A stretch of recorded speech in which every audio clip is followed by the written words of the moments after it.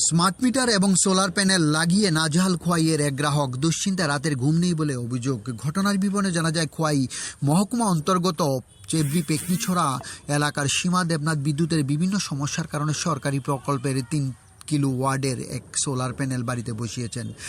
Solar panel বসানোর সময় তাদের ঘরে স্মার্ট মিটার বসানো হয়েছিল। গ্রাহকের অভিযোগ, স্মার্ট মিটার বসানোর আগে বিদ্যুতের বিল আসত প্রতি মাসে 200 থেকে 300 টাকা। বর্তমানে বিল আসছে প্রতি মাসে 3 থেকে 4 হাজার টাকা। সংশ্লিষ্ট গ্রাহক আরও অভিযোগ করে বলেন, সোলারের এই প্রকল্প লাগানোর সময় বলেছিল উৎপাদিত বিদ্যুৎ গ্রাহকের যতটুকু প্রয়োজন তার উপরন্তু যে বিদ্যুৎ সঞ্চয় হবে তা সরকার কিনে নিয়ে যাবেন, পরিবর্তে গ্রাহককে টাকা প্রদান করা হবে।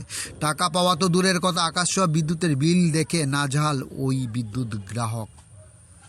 বারবার বিদ্যুৎ দপ্তরে যোগাযোগ করা সত্ত্বেও গ্রাহকের এই সমস্যার সমাধান করা হচ্ছে না এবং তিনি যে সমস্ত গ্রাহকদের বলেন তিনি যে ভুল করেছেন, এই রকম ভুল করার আগে অন্যরা যাতে করে ভেবেচিন্তে করেন তার জন্য তিনি আহ্বান করেন। মাত্রা অতিরিক্ত বিল আসছিল বলে এই সোলার গ্রাহক বাড়ির অধিকাংশ বিদ্যুতের পয়েন্ট বন্ধ করে রাখেন, অল্প লাইট ব্যবহার করে কোনো রকমের দিন কাটাচ্ছেন, কিন্তু তারপরও দেখা যাচ্ছে প্রতি মাসের বিল আসছে লাগাম ছাড়া। ওই গ্রাহক সীমা দেবনাথ বলেন, এখন সে কিভাবে বিদ্যুতের বিল ও সোলার প্যানেলের ইনস্টলমেন্ট পরিশোধ করবেন তা নিয়ে নাওয়া খাওয়া বন্ধের পথে। আজ বাধ্য হয়ে সংবাদ মাধ্যমের দ্বারস্থ হয়ে বিস্তারিতভাবে গোটা বিষয়টি তুলে ধরেন। ডিউর রিপোর্ট, খোয়াই টাইমস বাংলা। নমস্কার আপনাদের চ্যানেলকে। কি কইতাম, আমরা খুব সাংঘাতিক টেনশনে আছি বুঝছেন। আমরা আগে বিদ্যুৎ বিল আইতো এই 300-400 টাকার মতো, 250-300 টাকার মতো বিল আইতো।